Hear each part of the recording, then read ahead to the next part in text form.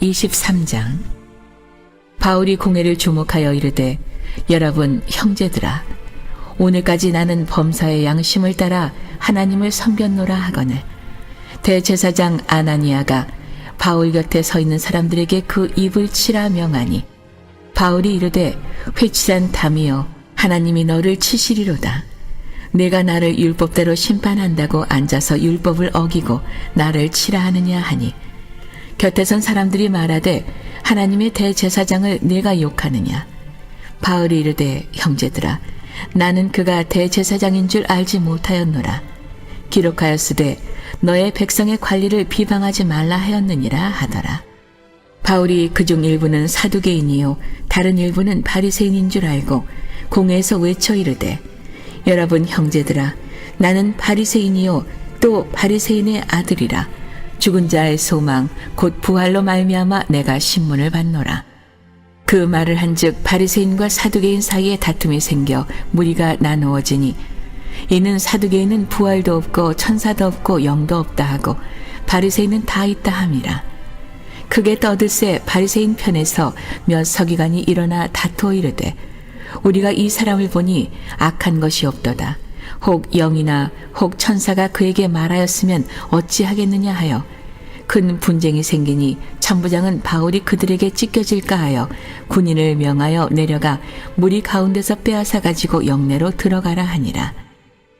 그날 밤에 주께서 바울 곁에 서서 이르시되, 담대하라. 내가 예루살렘에서 나의 일을 증언한 것 같이 로마에서도 증언하여야 하리라 하시니라.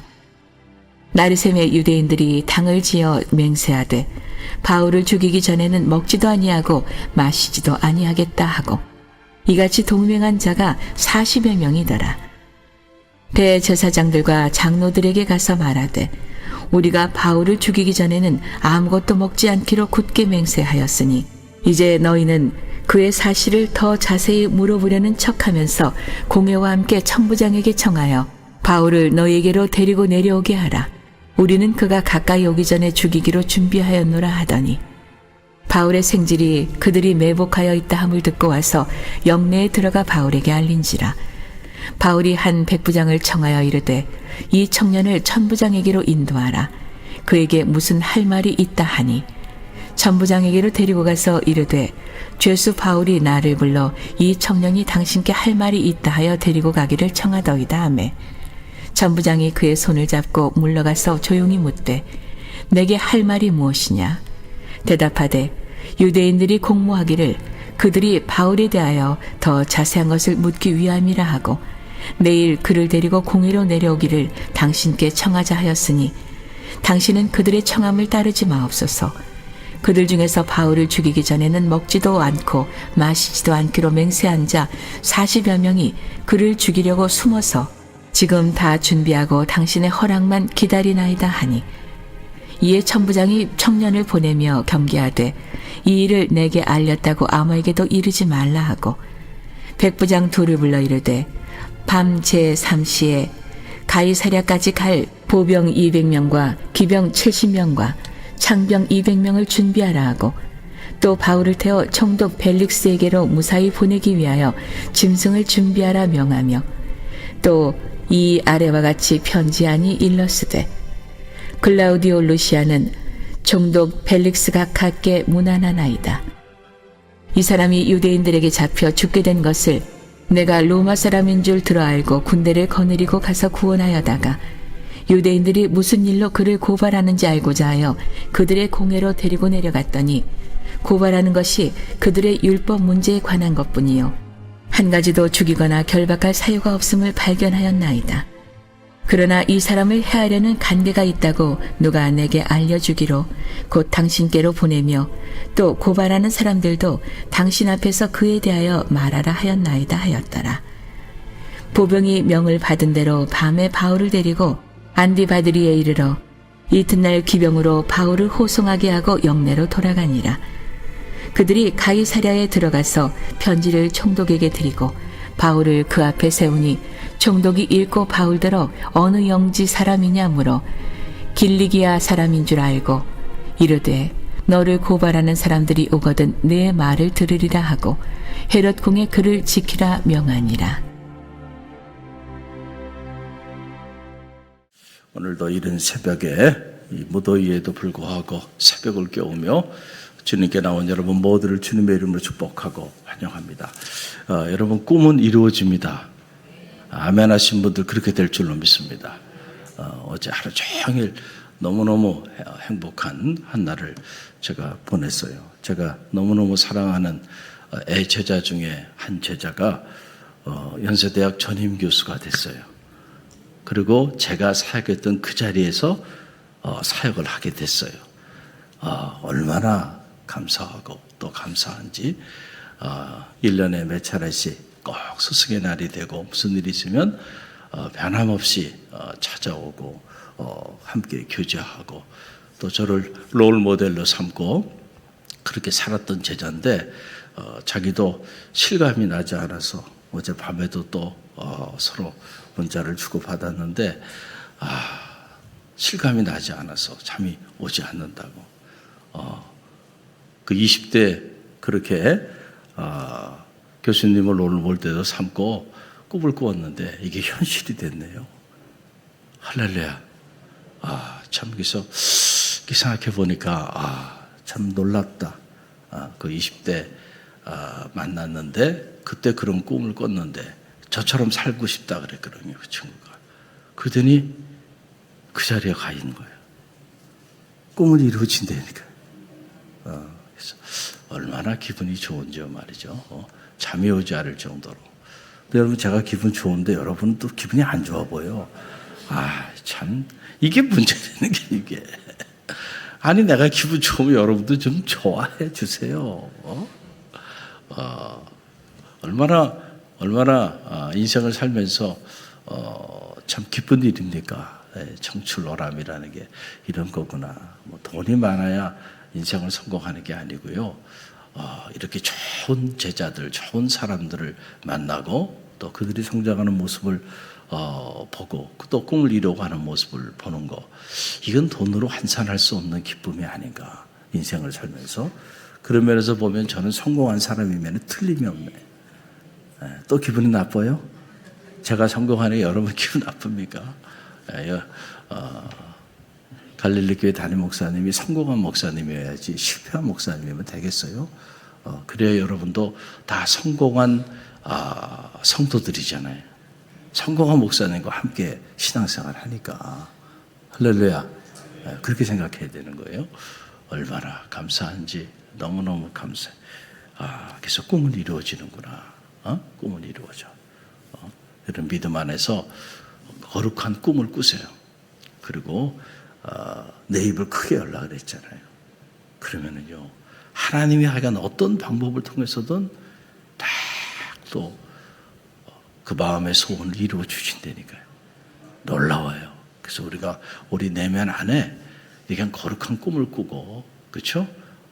그리고 나가면 언젠간 하나님이 거기에 이르게 해주시는 거예요. 오늘도 여러분의 꿈이 이루어지기를 응원합니다. 이루어질 줄로 믿습니다. 믿음을 가지세요.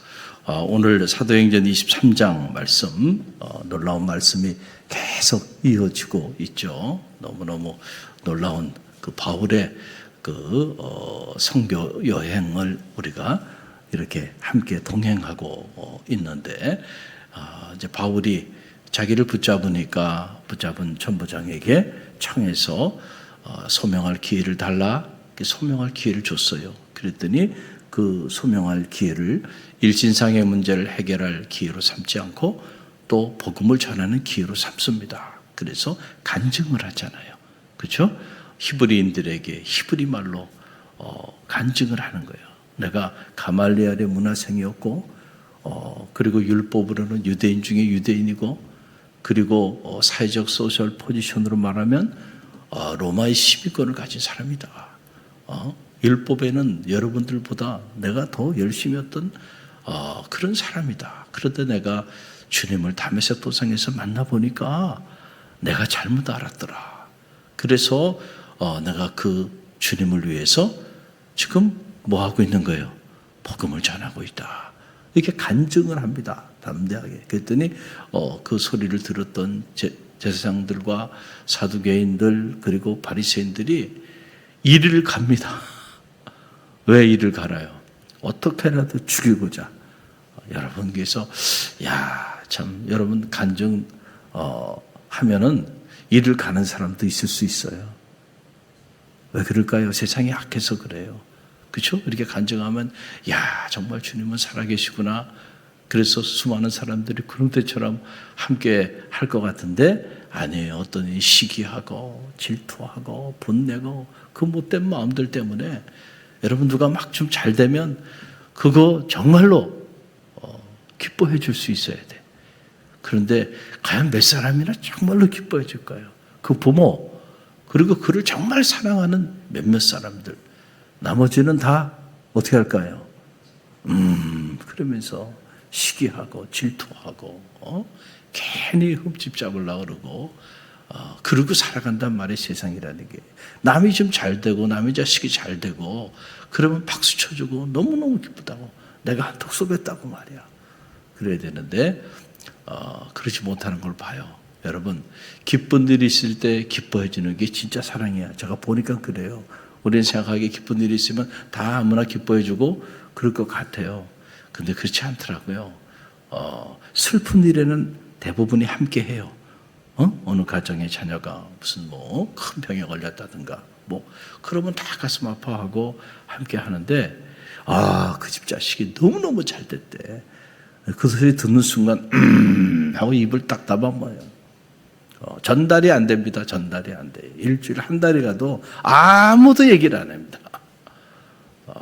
참 그런 걸 보면 그렇구나. 정말로 기쁜 일이 있을 때 함께 기뻐해 주는 그 사람이 정말로 그 사람 사랑하는 사람이구나. 여러분의 자녀가 너무너무 잘 됐어요. 안 기뻐요? 기쁘죠. 왜 기뻐요? 여러분 자녀 손주 정말 사랑하니까. 그래도 남의 자식 남의 손주가 그렇게 잘 되면 그러지 못하네. 사돈이 땅을 사면 배가 아프듯이. 여러분 생명의 복음이 선포되면요. 여러분 그 복음을 기쁜 마음으로 받아들이고 아멘으로 화답하며 그렇게 나가야 될 것 같은데 세상은 그렇지 않아요. 그래서 오히려 박해하고 핍박하고 이를 갈고 내가 저놈을 죽이지 않고는 밥도 먹지 않겠다. 이렇게 결심하는 사람들이 모여들기 시작해요. 그 내용을 보니까 그 사람들이 무려 40여 명이 여러분 그 내용이 12절에서 16절이 나오는데 한번 보세요. 12절에 16절 함께 읽어봅니다. 날이 새매 유대인들이 당을 지어 맹세하되 바울을 죽이기 전에는 먹지도 아니하고 마시지도 아니하겠다 하고 이같이 동행한 자가 40여 명이더라. 대제사장들과 장로들에게 가서 말하되 우리가 바울을 죽이기 전에는 아무것도 먹지 않기로 굳게 맹세하였으니 이제 너희는 그의 사실을 더 자세히 물어보려는 척하면서 공회와 함께 천부장에게 청하여 바울을 너희에게로 데리고 내려오게 하라. 우리는 그가 가까이 오기 전에 죽이기로 준비하였노라 하더니 바울의 생질이 그들이 매박하여 있다 함을 듣고 와서 영내에 들어가 바울에게 알린지라. 아멘. 여러분 이런 말씀들을 어떻게 읽습니까? 여러분 우리가 인생을 살면서 보면 그냥 한두 명이 나에 대해서 불편한 마음을 가지고 또 나에 대해서 있지도 않은 안 좋은 이야기를 하고 그리고 괜히 오해를 하게 흠집을 만들고 사람과 사람 사이의 관계를 파괴하고 그런 사람이 여러분 주변에 그냥 한두 명만 있어도 여러분 힘들어요? 안 힘들어요? 힘들죠? 힘들어요. 힘듭니다. 그런데 그냥 한두 명 여러분에 대해서 있지도 않은 얘기를 하고 자꾸 부정적으로 보고 안 좋게 얘기하고 그런 사람이 하나둘 있으면서 내 주변에 있는 사람들에게 자꾸 안 좋은 소문을 퍼뜨려가지고 나를 이상한 사람을 만들어버리고 그런 사람이 그냥 한두 명만 있어도 힘이 들어요. 힘이 들어. 그런데 이거는 그 정도가 아니잖아요. 40여 명이에요. 40여 명이 바울을 죽이기 전에는 우리가 아무것도 먹지 않기로 맹세하였다는 거예요. 이야, 그러니까 이 사람들은 목숨을 건 거예요. 뭘 위해서요? 바울을 쳐 죽이는 일을 위해서. 이렇게 살기가 등등한 사람들이 40여 명이에요. 바울이 그런 살기를 못 느꼈겠어요? 그런 분위기를 못 느꼈겠냔 말이에요. 왜 못 느껴요? 다 알죠. 다 알죠. 그러니 여러분, 바울이 복음을 당시에 이렇게 전한 것은요, 오늘 우리가 복음을 전하는 상황하고는 완전히 다르다니까요. 목숨을 내놓고 하는 일이에요. 우리가 살면서 목숨을 걸고 복음을 전해본 적이 있나요? 아마 저를 비롯해가지고 우리 모두는 단 한 번도 그런 적이 없을 거예요. 여러분이 목숨을 내놓고 이런 위기 상황에 여러분을 쳐 죽이는 그 일을 위하여 식음을 전폐하고 반드시 죽이겠다고 이런 사람들이 여러분 주변에 그렇게 질비한데, 그런데도 불구하고 여러분 죽으면 죽으리라고 하는 과거를 가지고 복음을 선포해 본 적이 있나요? 아니에요. 우리는 그렇게 살지 않아요. 그렇게 살지도 못해요. 그래서 우리는 항상 보면 이렇게 남이 뭐 좀 잘 되거나 아니면 놀라운 역사를 이루거나 그러면은 너무 쉽게 그냥 부러워해. 그러면서 시기하고 질투하는데 아니에요. 그 사람 입장에 여러분 서봤어요?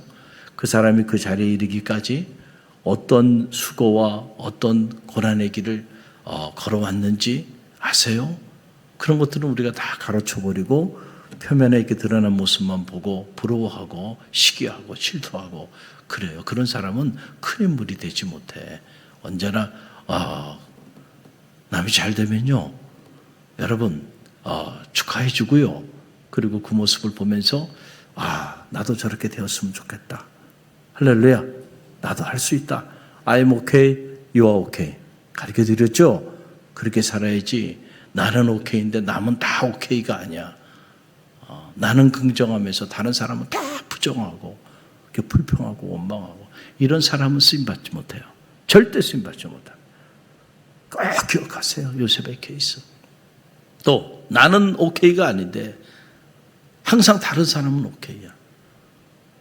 그래서 열등의식에 사로잡혀가지고 나는 늘 뭔가 부족하다고 생각하고 남은 그렇지 않다고 생각하고 남은 부러워하면서 상대적 박탈감 속에 살아. 이런 사람도 쓰임받지 못해요. 할렐루야. 나도 오케이. 여러분도 오케이. 하나님이 나를 긍정하시니 내가 어떤 상황에서도 내가 내 인생을 긍정하고 또 하나님이 당신도 긍정하시니 내가 당신을 부정하지 않는데. 할렐루야. 여러분, 이런 사람을 하나님이 정결하게 들어 쓰시는 거예요. 못된 마음 갖지 말고요. 교만하다는 게 뭐예요? 자기만 옳고 다른 사람을 인정하지 않아요.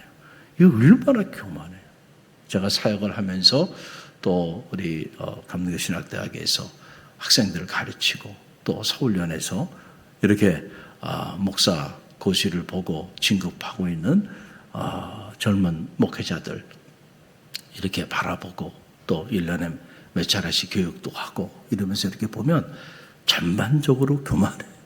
전반적으로 교만. 그러니까 어떤 생각하시냐면 인정은 안 하려고 그래. 인정. 참 이런 분위기가 안타깝다. 학생이 교수를 인정하지 않으면 그 학생이 교수로부터 배워요, 못 배워요? 못 배우죠. 자, 이제 수련 목회 과정에 있어요. 이제 목사 안수 이제 받는 교육을 받는데 분위기를 보면 배우려고 하는 분위기가 아니야. 그 얼마나 교만한 거예요. 우리 교회는 그렇지 않지만 들려오는 소리를 들어보면 말이죠. 이제 젊은 이제 30대 초반의 부교육자들이 담임 목사님을 알기로 우습게 알아. 자기가 담임 목사님은 더 뛰어나다고 생각해.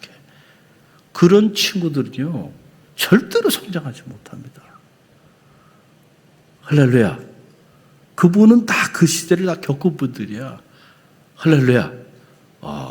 근데 그렇게 생각해. 이게 얼마나 교만해. 이런 사람이 어떻게 성장할 수 있겠냐 말이야. 하나님이 쓰시겠어요? 쓰지 않습니다. 착각하지 말아요. 그래도 지금 나름대로 사역을 하는 분들이죠. 그때 그 시대에 벌써 그거보다 수십 배 이상 남다른 헌신과 기도와 노력을 통해서 자기 그 젊은 시절들을 보내온 사람들이에요. 그래서 오늘 쓰임받고 있는 거예요. 착각하면 안 된다니까요. 겸손해야 돼. 겸손해야 돼. 할렐루야. 근데 그게 아니. 나는 오케이인데 남은 다. 아니면 그 마음대로 보면 자신이 오케이가 아닌 상황이기 때문에 남도 오케이 아니야. 그건 뭐예요? 너도 죽고 나도 죽고 이렇게 돼버리는 거예요. 그래서 자기도 인정하지 않으면서 남도 인정하지 않는 거예요. 어떻게 그런 사람이 여러분 하나님과 사람 앞에 쓰임받을 수가 있겠어요? 그런 사람에게 무슨 뭐 감사가 나오겠어요? 그런 사람에게 무슨 누가 커피 한 잔 마시겠어요? 아마 커피 한 잔 마셨다가 속에 마음에 그러고요. 다시는 내가 너는 안 만나. 그러지 않겠어요? 내 이 아까운 시간을 당신 같은 사람하고 나 시간 보내고 싶지 않아요. 관계를 다 파괴하고 돌아다니는 거예요. 여러분, 우리가 믿음의 길을 걸어가면서 어떤 모습으로 살아가느냐 이게 제일 중요해요. 사도 바울을 보면서 큰 도전을 받아요. 40여 명이 목숨을 걸고 저항함에도 불구하고 그는 복음을 전하는 그 일을 멈추지 않았다. 그런 데는 이유가 있어요. 우리 사도행전을 묵상했듯이 성령이 누구와 함께 했어요? 바울과 함께 했어요. 그러니까 하나님의 영이 충만해서 영에 속한 사람이 되니까 육의 차원을 넘어서고요. 세상의 소리, 사람의 소리가 아니고 영의 소리를 듣기 시작해요. 그래서 실제로 주님이 그와 함께 동행하는 그러한 영적인 삶을 사도 바울이 살게 됐기 때문에 이런 극도의 박해 상황 속에서도 멈추지 않고 복음을 전합니다. 그리고 그런 상황조차도 하나님이 협력하여 선을 이룰 것을 사도 바울이 알아요.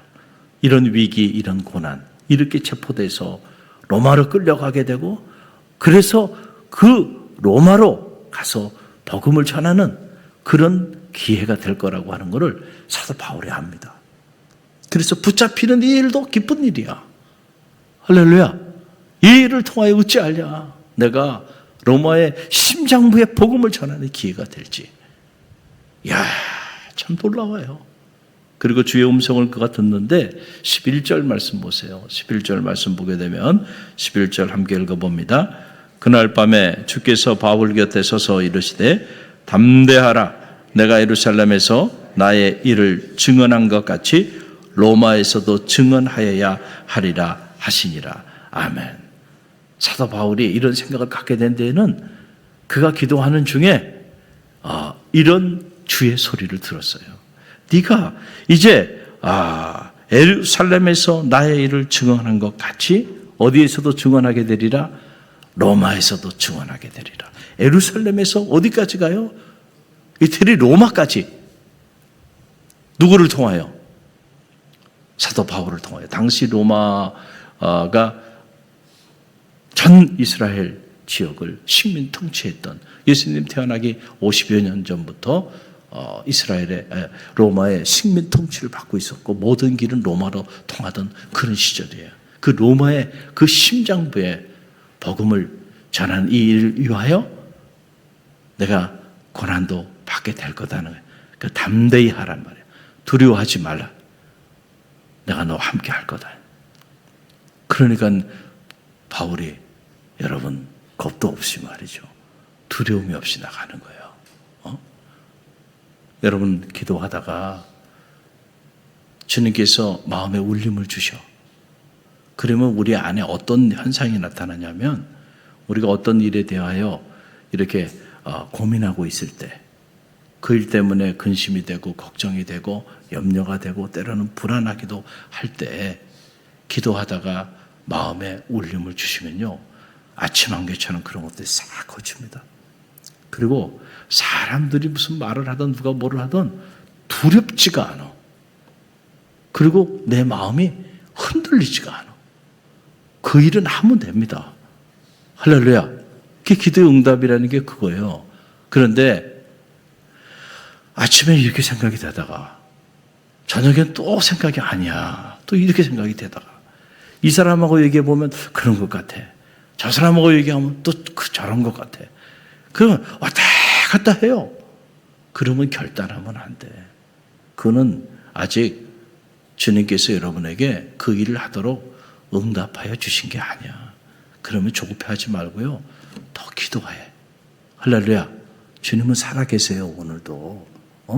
그래서 여러분들이 이 새벽을 깨우며 기도하는 일이 이게 너무 중요한 게 이게 영적으로 보면 결제받는 삶인 거예요. 사도 바울은 이미 로마로 붙잡혀가고 수많은 고난을 당하는 이 모든 일에 대한 결제를 받은 거예요, 안 받은 거예요? 받은 거예요. 걱정하지 마. 네가 이 예루살렘에서 복음을 전한 것처럼 로마에서도 복음을 전하게 될 거야.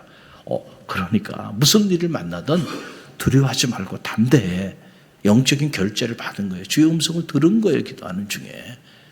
그러니까 40여 명이 금식을 선포하고 자기를 때려잡아 죽이려고 그렇게 달려들어도요, 여러분 흔들리지 않은 거예요. 그래서 기도하는 사람이 무서운 거예요. 사랑하는 성도 여러분, 오늘 여러분이 기도하러 나오셨습니? 여러분 기도해 보세요.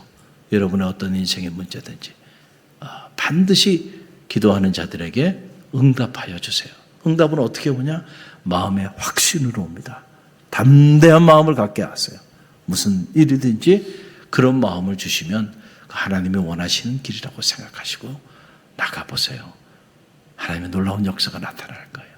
여러분이 자녀의 문제가 됐든 가정의 문제가 됐든 어떤 문제가 됐든 그러나 그 끝자락의 궁극적인 목적은 오직 하나님의 이름의 영광을 위하여 하나님의 나라를 위하여 하나님의 뜻이 이루어지길 위하여 구하는 갈릴리교의 성숙한 성도들이 되시길 바랍니다. 사업의 문제도 이 문제가 잘 해결돼서 하나님의 이름이 영화롭게 되고 하나님의 나라가 세워지고 하나님의 뜻이 이루어지는 그런 역사가 나타나길 원합니다. 우리 자녀의 인생의 문제가, 우리 손주의 문제가, 이런저런 문제들이 그런 걸 통해서 하나님께 영광이 되기를 원합니다. 할렐루야. 궁극적인 목적이 늘 거기 있어야 돼요. 사도 바울처럼 우리가 세속적인 욕망을 가지고 그저 먹고 즐기고 이 찰나의 쾌락을 위해서 구하는 것들이 되지 않게 되기를 주님의 이름으로 간절히 축원드립니다.